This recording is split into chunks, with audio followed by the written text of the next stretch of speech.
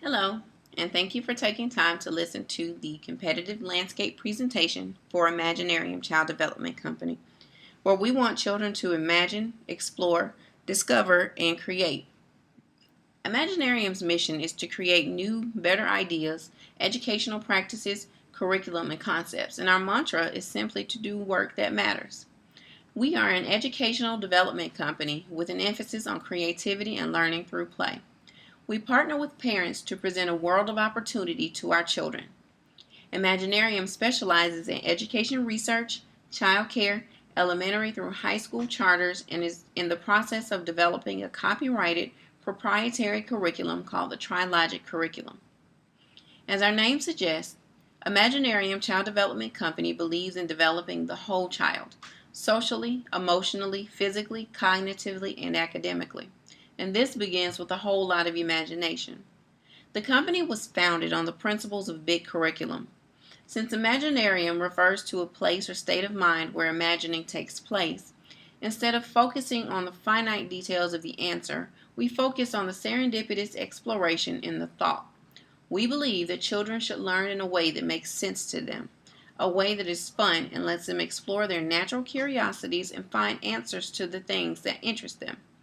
The imagination is where innovation is born, so when children are allowed to explore the topics and subjects that interest them, they are able to cultivate and refine their thought processes and learning so that they can uncover and discover innovative ideas and concepts. In any competitive market, you need a differentiator. So, what makes us different? Well, we actually encourage children to imagine. We want them to ask what if and why.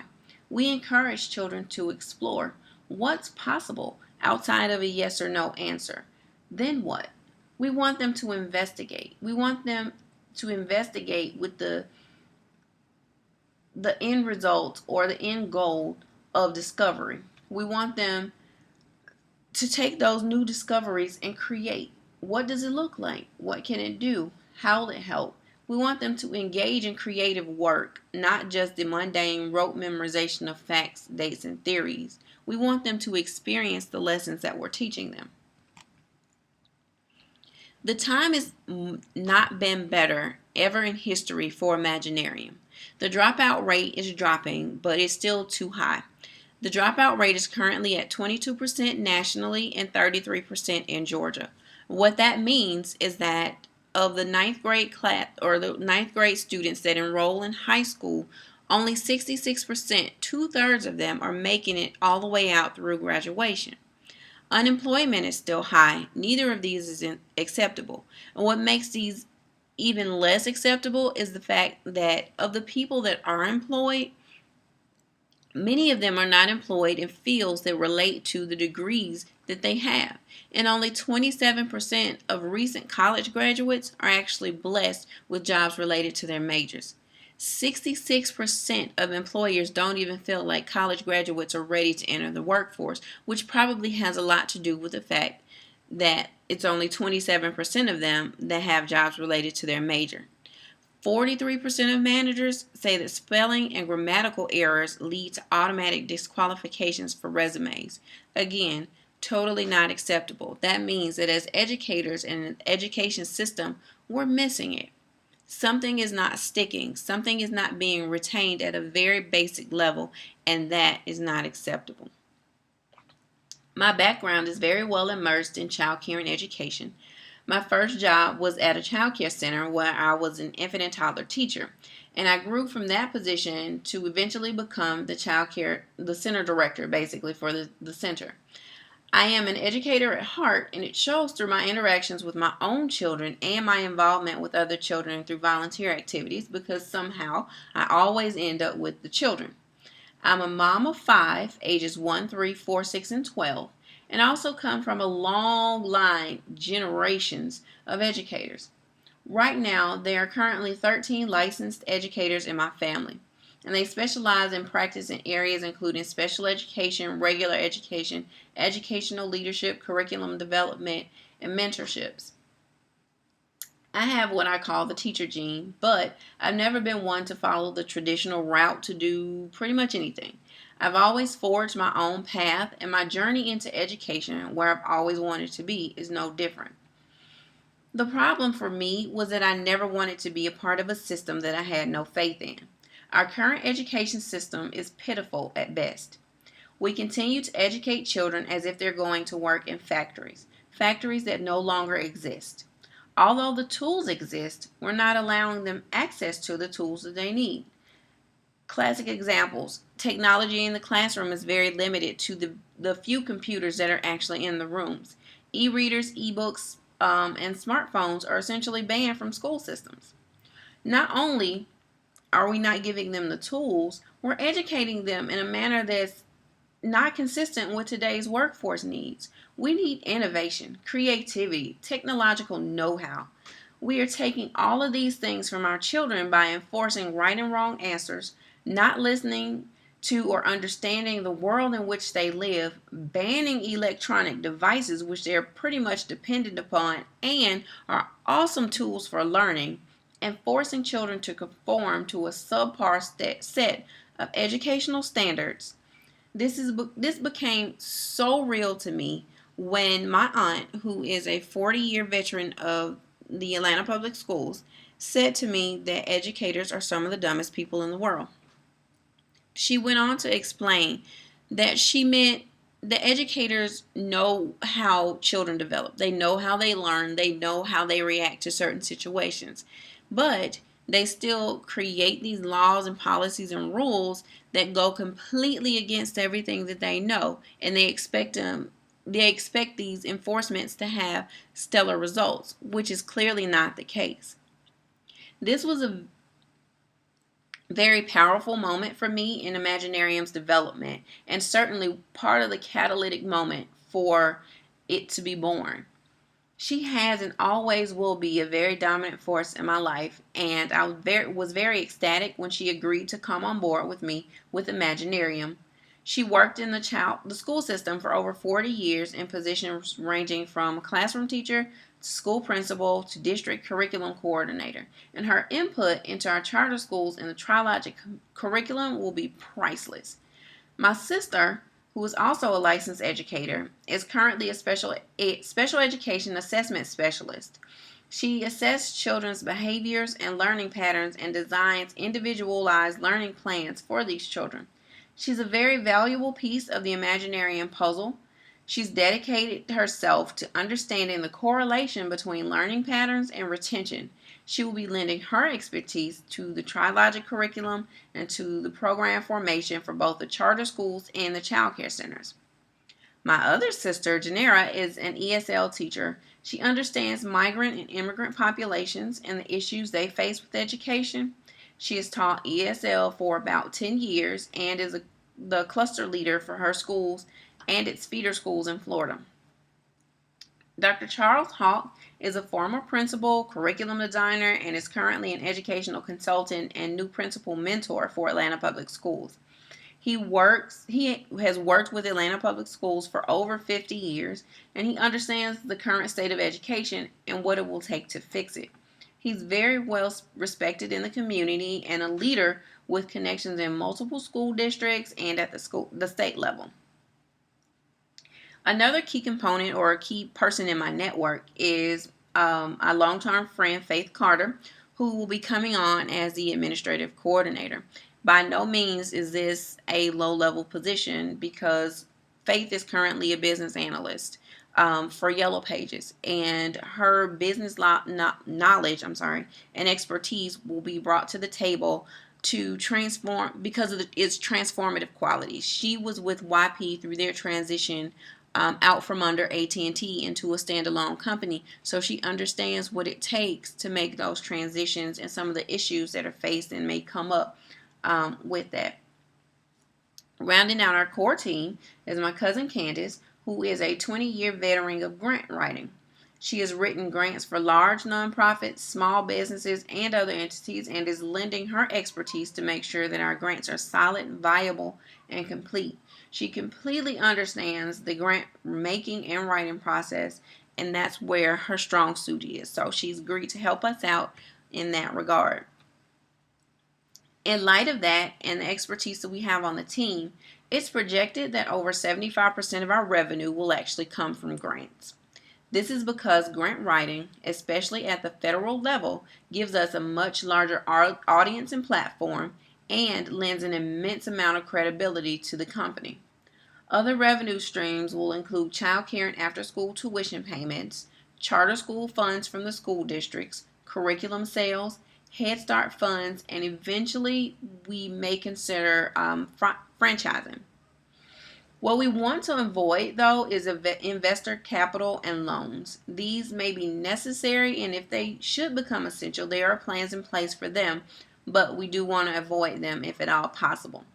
Now, some say it's silly to rely so heavily on grant funds and structure a company's revenue streams this way, but I disagree. We have a solid plan, and we believe in innovation.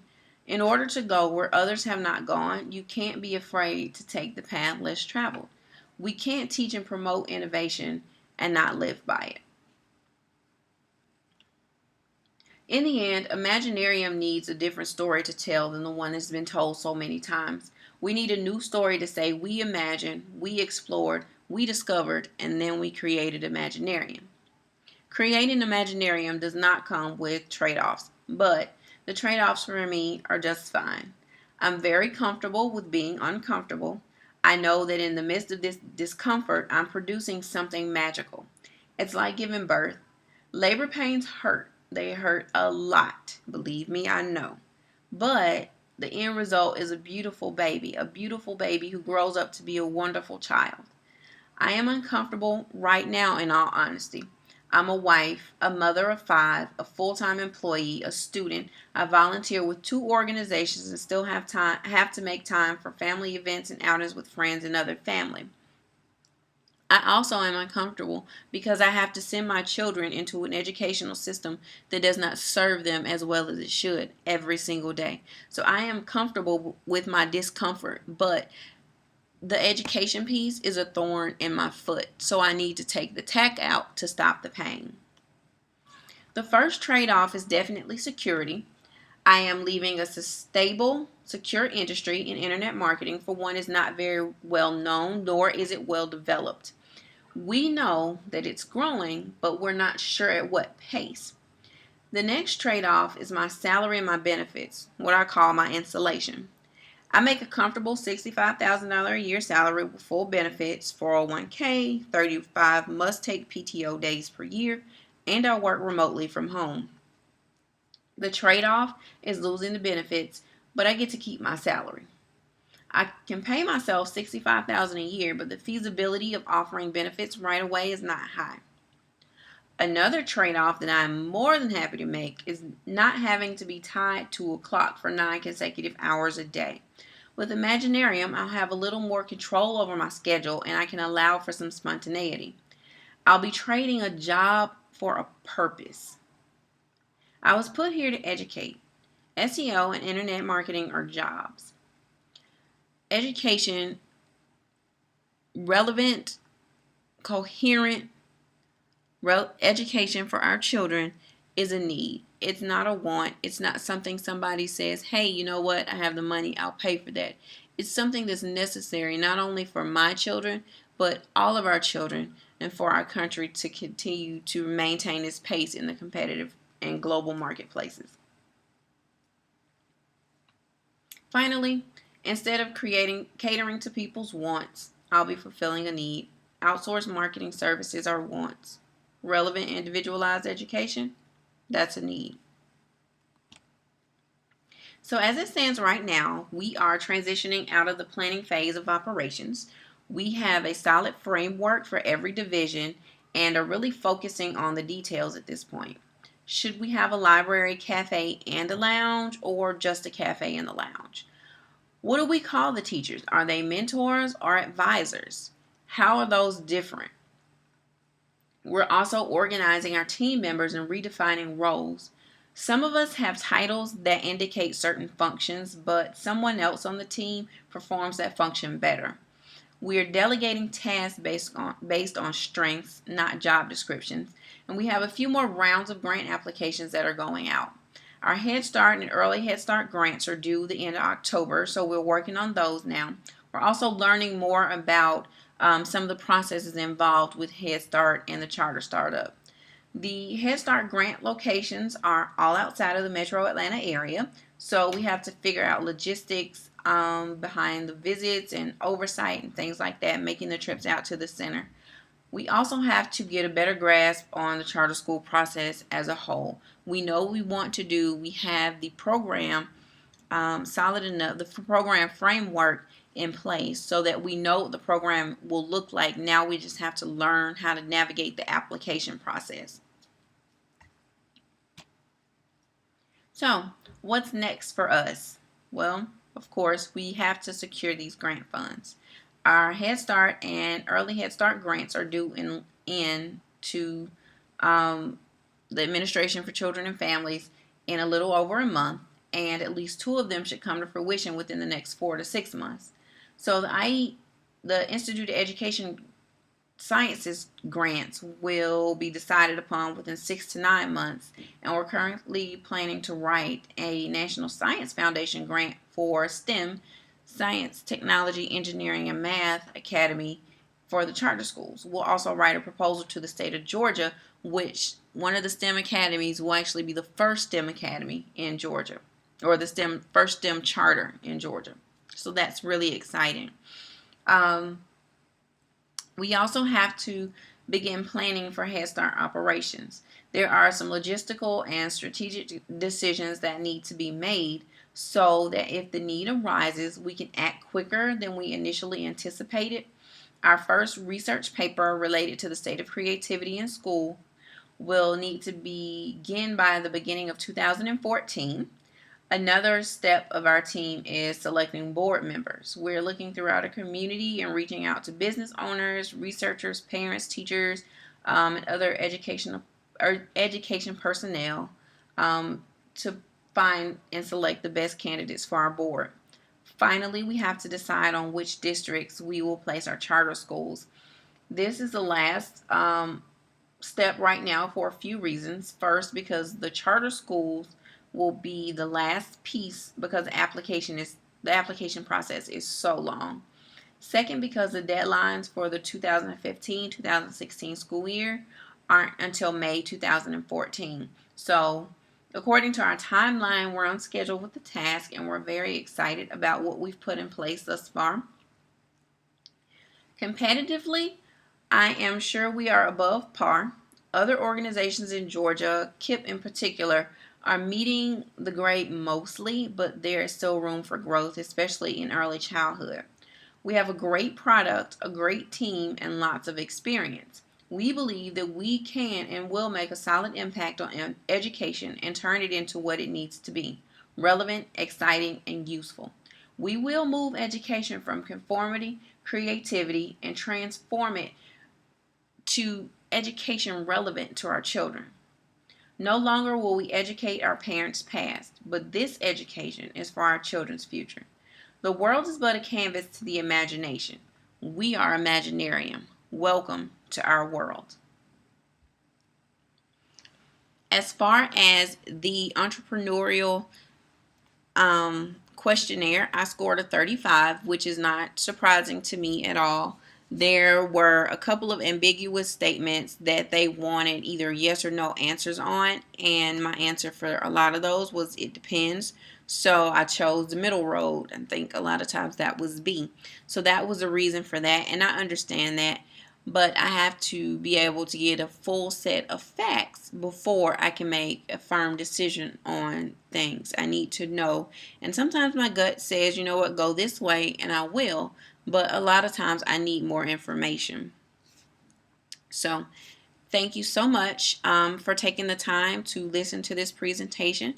Please let me know if you have any questions. If you have any suggestions or recommendations, by all means, reach out to me. And have an awesome evening, and we'll see you at the next Imaginarium video.